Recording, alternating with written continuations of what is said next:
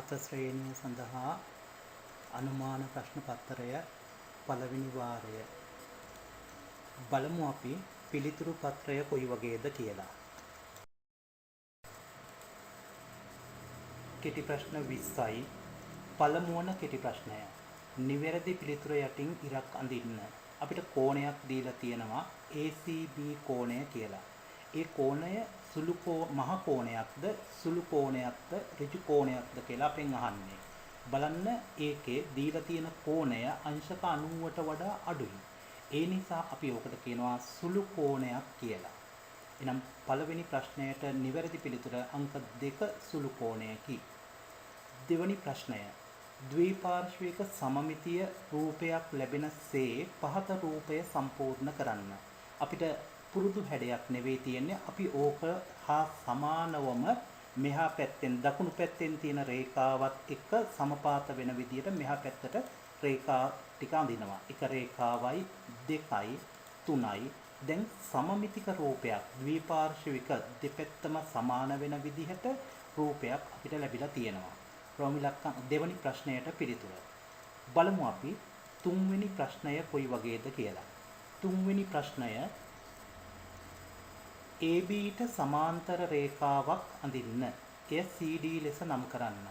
අපි AB රේඛාවට සමාන්තර රේඛාවක් ඇඳා ඒක C හා D කියලා නම් කළා.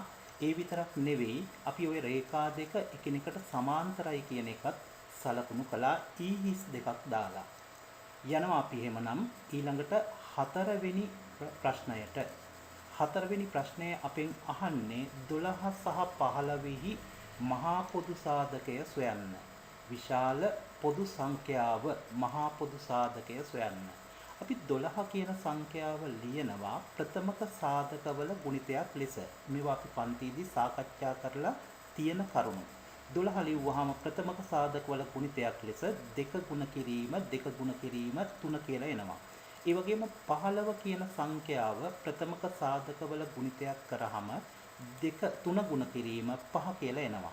දැන් අපිට පේනවා ওই ප්‍රථමක සංඛ්‍යාවල ගුණිතයේ දෙන්නටම පොදු සංඛ්‍යාව විදිහට ගන්න පුළුවන් 3 කියන සංඛ්‍යාව පමණයි. අන්න ඒ සංඛ්‍යාවට අපි කියනවා 12 සහ 15 මහා පොදු සාධකය කියලා. පස්වෙනි කෙටි ප්‍රශ්නයට. පස්වෙනි කෙටි ප්‍රශ්නයේ තියෙන්නේ මූලික ගණිත කර්ම පාවිච්චි කරලා සුළු කරන අවස්ථාවක්. බලන්න 120 බෙදීම වරහන් ඇතුලේ 3 ධන 2 කියලා තියෙනවා. අපි දන්නවා මේ වගේ අවස්ථාවකදී ඉස්සෙල්ලාම කරන්න ඕනේ වරහන සුළු කරන එක. එහෙමනම් අපි ලියනවා 120 බෙදීම 3 ධන 2 කියන එක වෙනුවට දානවා 5. දැන් අපිට පේනවා බොහොම සරල ගණිත කර්මයක් තියෙන්නේ 120 බෙදන්න ඕනේ 5න්. 120 5න් සාමාන්‍ය ක්‍රමයට බෙදාගත්තාම 24 කියන උත්තරේ ලැබෙනවා. එhmenan පස්වෙනි කෙටි ප්‍රශ්නයට උත්තරේ 24. යනවා අපි ඊළඟට 6 වෙනි කෙටි ප්‍රශ්නයට. 6 වෙනි කෙටි ප්‍රශ්නය අපිට කියන්නේ A සමානයි සංගල වරහන් ඇතුලේ 1 3 6 10 වේ. ඒ කුලකය වෙනත් ආකාර දෙකකින් ලියා දක්වන්න. ඔය සංඛ්‍යා ටික ඕගොල්ලෝ අඳුරනවා නම් 1 3 6 10 මොනවද ඔය සංඛ්‍යා වලට අපි කියන්නේ? අපි ওই කොටස ඉගෙන ගත්තා. 1 3 6 10 15 21 කියන්නේ ත්‍රිකෝණ සංඛ්‍යා. එහෙනම් අපිට ලියන්න පුළුවන් ඕක එක ආකාරයකින් වෙනස් ආකාරයකින් ඔය තියෙනවට වඩා A සමානයි 0.12ත් අතර පිහිටි ත්‍රිකෝණ සංඛ්‍යා. මොකද 1 3 6 10 පමණක් තියෙන නිසා මේ පැත්තෙන් බිඳුව ගත්තා එහා පැත්තෙන් 12 ගත්තා. ඒ වගේම ඕගොල්ලෝ තවත් ආකාරයක් ඉගෙනගෙන තියෙනවා. මොකක්ද ඒ? වෙන් රූප සතහන් ආකාරයට.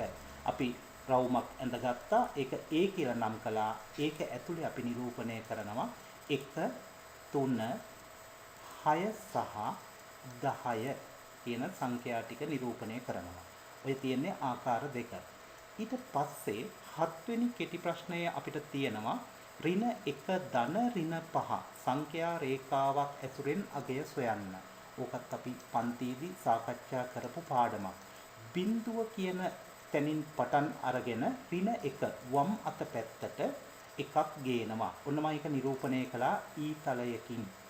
ඊට පස්සේ එතන ඉඳලා තවත් 5ක් ආපස්සට ගේනවා. එතකොට නවතින්නේ ඍණ 1 ඉඳන් 5 කියනවාම ඍණ 6 කියන තැනින් නවතින්නේ. එහෙමනම් අපිට ඔය දෙන්න සුළු කරාම ලැබෙන උත්තරේ ලැබෙනවා ඍණ 6යි කියලා. යමු අපි ඊළඟට 8 වෙනි කෙටි ප්‍රශ්නය. 8 වෙනි කෙටි ප්‍රශ්නය අපිට කියනවා 4 15 8 සංඛ්‍යා තුනෙහි කුඩා පොදු ගුණාකාරය සොයන්න. අපි දන්නවා සංඛ්‍යා දෙකක හෝ කීපයක කුඩා පොදු ගුණාකාරය හොයන්න කිව්වහම ඒ සංඛ්‍යා අපි ප්‍රථමක සංඛ්‍යා වලින් බෙදනවා. ප්‍රථමක සංඛ්‍යාවල අඩුම ප්‍රථමක සංඛ්‍යාව 2. දෙකෙන් බෙදුවා. 4 දෙකෙන් බෙදුවහම 2යි 15 එහෙමම ලිව්වා. 8 දෙකෙන් බෙදුවහම 4යි. නැවතත් දෙකෙන් බෙදුවා. නැවතත් දෙකෙන් බෙදුවහම අපිට ලැබෙනවා 2ට 2 කොටවල් 1යි 15යි 4ට 2 කොටවල් 2යි. නැවතත් දෙකෙන් බෙදෙන සංඛ්‍යාවක් තියෙනවා. බෙදුවහම 1යි 15යි 1යි කියලා එනවා. දැන් අපිට 15 පමණයි තියෙන්නේ සංඛ්‍යාවක් විදිහට. එහෙමනම් අපි ඊට වඩා වැඩි ප්‍රථමක සංඛ්‍යාව 3න් බෙදනවා. 3න් බෙදුවහම 1යි 5යි 1යි 15ට 3 කොටවල් 5යි. නැවතත් බෙදන්න තියෙන්නේ 5න් පමණයි. බෙදුවහම 1යි 1යි 1යි කියලා එනවා. එහෙමනම් ඔය සංඛ්‍යා තුනේ කුඩා පොදු ගුණාකාරය ලැබෙනවා 2 ගුණ කිරීම 2 ගුණ කිරීම 2 ගුණ කිරීම 3 ගුණ කිරීම 5. දෙවරක් 2 4යි 4 වරක් 2 8යි 8 වරක් 3 24යි 24 වරක් 5 120යි කියලා එනවා. අපි යනවා ඊට පස්සේ 9 වෙනි කෙටි ප්‍රශ්නයට. 9 වෙනි කෙටි ප්‍රශ්නය අපිට තියෙනවා ඉලක්කම් 6ක සංඛ්‍යාවක්. ඔක කොහොමද කියවන්නේ අපි 109587 මේකේ ඉලක්කම් දර්ශකය අහනවා. අපි දන්නවා සංඛ්‍යාවක ඉලක්කම් දර්ශකය කිව්වහම ඒ තනි ඉලක්කම් ටික එකට එකතු කරලා තනි වටිනාකමක් ලැබෙනකන් සුළු කරනවා. මෙතන 1යි 0යි 1යි 9යි 10යි 10යි 5යි 15යි 8යි 23යි 7යි 30යි කියලා එනවා. 30 ඉලක්කම් දෙකක් නිසා නැවතත් මෙයා එකතු කරනවා. එකතු කරනකොට 3යි 0යි එකතු කරනවා. 3යි 0යි එකතු කරාම අවසානය ලැබෙනවා අපිට 3 කියන සංඛ්‍යාව. අපි යනවා එහෙනම් 10 වෙනි කෙටි ප්‍රශ්නයට. 10 වෙනි කෙටි ප්‍රශ්නය අපිට කියනවා ශ්‍රී ලංකාවට නිදහස ලැබුණ දිනය 1948 පෙබරවාරි 4 වෙනිදාය. ඒ සම්මතාකාරයට ලියා දක්වන්න. කොහොමද අපි සම්මතාකාරයට ලියනවා කියලා කරන්නේ? 1948 ඉලක්කම් 4යි ඉරි කෑල්ලක් ගහලා අපි පෙබරවාරි වෙනුවට දෙවැනි මාසය 2 විතරක් ලිව්වොත් වැරදි. 0.2 දෙවැනි මාසය නිරූපණය කරන්නේ 0.2කින් ආයිමත් ඉරි කෑල්ලක් ගහලා 4 වෙනිදා නිකම්ම 4 කියන සංඛ්‍යාව ලියන්න එපා. 0.4 කියලා ලියන්න ඕනේ. මෙන්න මේකට අපි කියනවා සම්මත ආකාරයෙන් ලියනවා කියලා. යනවා අපි 11 වෙනි කෙටි ප්‍රශ්නයට. 11 වෙනි කෙටි ප්‍රශ්නය අපිට කියනවා පහත දැක්වෙන සංඛ්‍යා අතුරින් 4න් ඉතිරි නැතිව බෙදෙන සංඛ්‍යා තෝරා යටින් ඉරක් අඳින්න. සංඛ්‍යා 4ක් දීලා තියෙනවා. අපි ඉස්සෙල්ලම බලන්න ඕනේ 4න් ඉතිරි නැතිව බෙදෙන සංඛ්‍යාවක් අඳුරගන්නේ කොහොමද? අපි දන්නවා ඒකක් පන්තිදී කතා කළා. යම්කිසි සංඛ්‍යාවක අවසාන ඉලක්කම් දෙක 4න් බෙදෙනවා නම් එහෙමත් නැත්නම් අවසාන ඉලක්කම් දෙක බිංදු දෙකක් නම් එම සංඛ්‍යාව 4න් ඉතිරි නැතුව බෙදෙනවා. බලන්න ඒකේ අවසාන ඉලක්කම් දෙක 45 4න් බෙදෙන්නේ නැහැ. එහෙනම් 345 4න් බෙදෙන සංඛ්‍යාවක් නෙවෙයි ඉතිරි නැතුව. 1024 අවසාන ඉලක්කම් දෙක 24යි. 24 4න් බෙදෙනවා. ඒ නිසා 1024 කියන සංඛ්‍යාව 4න් බෙදෙනවා කියලා ගන්න පුළුවන්. 1109 බිංදුවයි 9 තියෙන්නේ 4න් බෙදෙන්නේ අවසාන ඉලක්කම් දෙක. ඒ වගේම අවසානයේ කෙනා 3440 අවසාන ඉලක්කම් දෙක 40. ඒ නිසා ඒ සංඛ්‍යාවත් 4න් බෙදෙනවා. එහෙමනම් 11 වෙනි කෙටි ප්‍රශ්නේ 4න් බෙදෙන සංඛ්‍යා දෙකක් තියෙනවා. 1024 සහ 3440. යනවා අපි 12 වෙනි කෙටි ප්‍රශ්නයට. 12 වෙනි කෙටි ප්‍රශ්නේ මාස සහ දින වලින් තියෙන පද දෙකක් එකතු කරන්න තියෙන්නේ. අපි දන්නවා දින 29ක් උපරිම තියන්න පුළුවන් 30ක් වුණ හැටිය එහා පැත්තට යනවා මාසයක් කියලා. අපි මේ සංඛ්‍යා දෙක එකතු කරමු. 3යි 8යි 11න් 1 ඉතිරි 1යි 2යි 1යි 3යි 1යි 4යි. දින 41ක් එතන තියන්න බෑ. ඒකෙන් දින 30ක් එහා පැත්තට ගියාම මාස එකක් වෙනවා. එහෙමනම් තව ඉතුරු වෙන්නේ 41න් 30 ගියාම 11යි.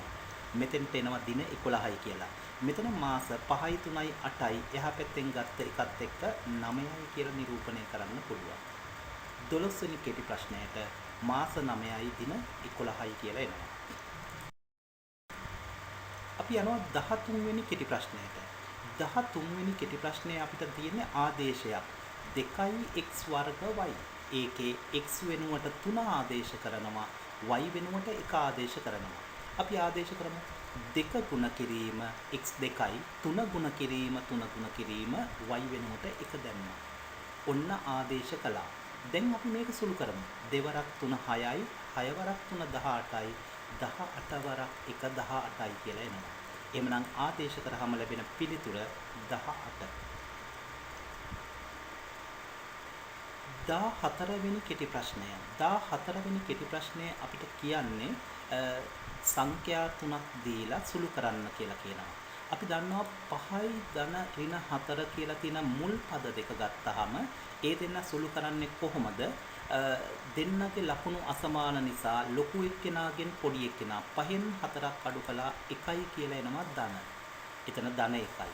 එහෙමනම් මෙතන තියෙන්නේ ඍණ 3. ඍණ 3යි ධන 1යි සුළු කරනකොට කොහොමද සුළු වෙන්නේ?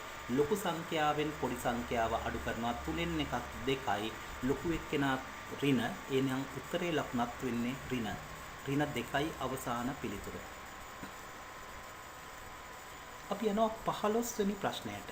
15 වෙනි ප්‍රශ්නය අපිට කියන්නේ ක්‍රිස්තු වර්ෂ 1900 අධික අවුරුද්දක් වන බව උපාලි පවසයි. ඔබ එයට එකඟද? හේතු දක්වන්න. අපි දන්නවා 1900 2000 2100 2200 වගේ අගට බිංදු දෙකක් එන වර්ෂ 4න් බෙදුවහම අධික අවුරුද්දක් වෙනවද නැද්ද කියලා බලන්න බැහැ. ඒක වැරදි. එහෙනම් 1900 2000 2100 වගේ අවසානයේට බිංදු දෙකක් තියෙන වර්ෂ 400න් බෙදුවහමයි ඉතිරි වෙන්නේ නැත්නම් අධික අවුරුද්දක් වෙන්නේ. 1900 කියන එක අධික අවුරුද්දක් වෙන්නේ නැහැ කියලා අපි කියනවා. ඇයි හේතුව? 1900 සංඛ්‍යාව 400න් බෙදෙන්නේ හරියටම. එහෙමනම් උපාලි කියපු දෙයට එකඟ වෙන්න අපිට බැහැ.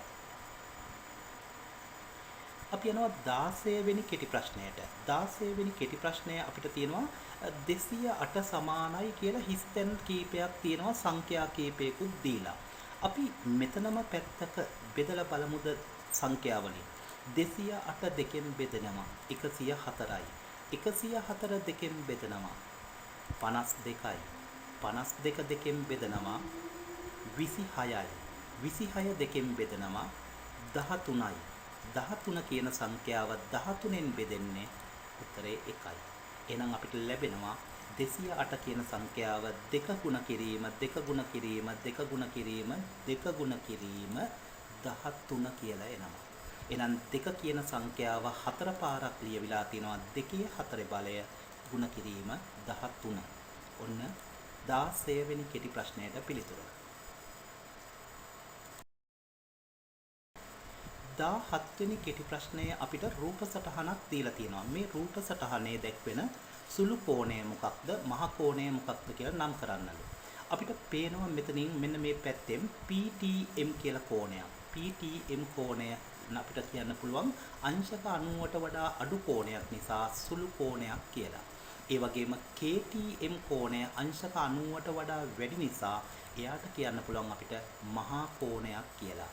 සුළු කෝණය සහ මහා කෝණය නම් කරන්න කියලා කියන්නේ. අපි යනවා 18 වෙනි කෙටි ප්‍රශ්නයට. බලන්න කවීෂාගේ උපන්දිනය 2007 මැයි මාස 5 වෙනිදාය. ඇගේ යෙහෙළිය වන ෆාතිමා කවීෂාට වඩා වයස අවුරුදු 2යි මාස 3ක් වැඩිමහල් නම් ෆාතිමාගේ වයස. අපි ඉස්සෙල්ලම අවුරුදු මාස දිනවලින් ලියා ගන්නවා කවීෂාගේ උපන්දිනය. 2007 මැයි කියන්නේ 5 වෙනි මාසේ 5 වෙනිදා. ඊට වඩා අවුරුදු 2යි මාස 3ක් වැඩිමහල් නිසා ෆාතිමා අපි කරන්නේ 2007යි 5යි 5න් අවුරුදු 2යි මාස 3ක් අඩු කරන්න ඕනේ. මොකද 2007ට කලින් තමයි එතකොට ෆාතිමා උපදිලා තියෙන්නේ. 5න් බිඳුවක් 5යි 5න් 3ක් අඩු වුණාම 2යි 7න් 2ක් 5යි. ඒ කියන්නේ 2005යි කියලා එතනින් එනවා. එහෙමනම් ෆාතිමා ඉපදිලා තියෙන්නේ 2005 පෙබරවාරි මාසේ 5 වෙනිදා. අපි යනවා 19 වෙනි ප්‍රශ්නයට. 19 වෙනි ප්‍රශ්නේ භාග සංඛ්‍යා දෙකක් එකතු කරන්න තියෙන්නේ. 8න් 3 ධන 4න් 1. මෙතන ඉරයට සංඛ්‍යාව 8. මෙතන ඉරයට 8 හදා ගන්න පුළුවන් 4 දෙකෙන් ගුණ කරාම. එතකොට 4න් 1 භාගයේ විතරයි වෙනස් කරන්න තියෙන්නේ. ලවයත් ගුණ කරනවා 2කින්. දැන් 8න් 3 ධන 4 වරක් 2 8යි 1 වරක් 2 2යි 8න් 2යි. 8න් 3ට 8න් 2ක් එකතු වුණාම 8න් 5යි කියලා එනවා උත්තරේ. අපි ගන්නවා 20 වෙනි කෙටි ප්‍රශ්නය. බලන්න. පැත්තක දිග සෙන්ටිමීටර් 12ක් වූ සමචතුරස්‍රයක පරිමිතියට සමාන පරිමිතියක් ඇති සමපාද ත්‍රිකෝණයක පාදයක දිග සොයන්න. මම ඇඳ ගන්නවා පැත්තක දිග සෙන්ටිමීටර් 12ක් වුණ සමචතුරස්‍රයක්. මේකේ පරිමිතිය හොයන්නේ කොහොමද? එක පාදයක දිග සෙන්ටිමීටර් 12යි ඒ වගේ පාද හතරක දිග සෙන්ටිමීටර් 48යි. ඊළඟට මේ අඳින සමපාද ත්‍රිකෝණයේ පරිමිතිය 48මයි. එහෙමනම් ඒකේ පාදයක දිග නැත්නම් එක පැත්තක දිග හොයන්න 48 කියන එක සමාන කොටස් තුනකට බෙදන්න ඕනේ පාද තුනක් නිසා. අනිත් එකේ පාද තුනම සමාන නිසා 48 තුනෙන් බෙදුවාම සෙන්ටිමීටර 16යි කියලා එනවා අපිට ඒකේ අවසාන උත්තරේ. කෙටි ප්‍රශ්න 20ක් සම්පූර්ණ කළා. දෙමව්පියන්ට පුළුවන් නම් මේ කාරණය සම්පූර්ණයෙන්ම තමන්ගේ ළමයා වෙත යොමු කරලා පොඩ්ඩක් ඒ පිළිබඳ සැලකිලිමත් වෙන්න කියලා මම කියනවා. විශේෂයෙන් ප්‍රශ්න පත්‍රයේ පිළිවෙලට කරනවාද කියලා බලන්න අපි මෙතන විභාගයක් විදිහට කරනවා නෙවෙයි ඔබට නිදහසේ ගෙදරදී කරන්නයි මේ අවස්ථාව දීලා තියෙන්නේ. අනිත් එක 23 වෙනිදා වාර විභාගය නිසා. ඒ වගේම පියවරෙන් පියවර ලියන විදිහ කියන්න මම ඒක පන්තියේදී උගන්වලා තියෙන අවස්ථාවක් නිසා ඒකට මම පන්තියේදී හුරු කරලා තියෙනවා. ඊට පස්සේ දෙවැනි කොටස මම අද දවසේ හවස් වෙනකොට පිළිතුරු දාන්න උත්සාහ කරනවා. එහෙම බැත්නොත් හෙට අනිවාර්යයෙන්ම දාන්නම්.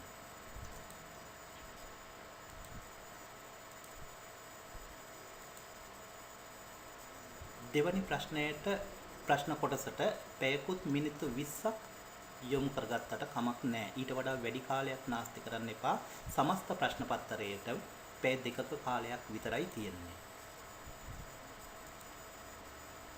දෙවැනි කොටස අපි හෙට දවසේදී කොහොම හරි දාන්නම්. ඒක තමයි මම බලාපොරොත්තු වෙන්නේ. අද දවසේ බැරි වෙයි කියලා හිතනවා. එහෙම වුණොත් හෙට දවසේ අනිවාර්යයෙන්ම දාන්නම්. අපි එහෙමනම් දෙවැනි කොටසේ පිළිතුරුත් එක්ක හෙට දවසේදී හම්බෙමු. පිළිවෙලට දෙවැනි කොටසත් අද දවසේදී සම්පූර්ණ කරගන්න.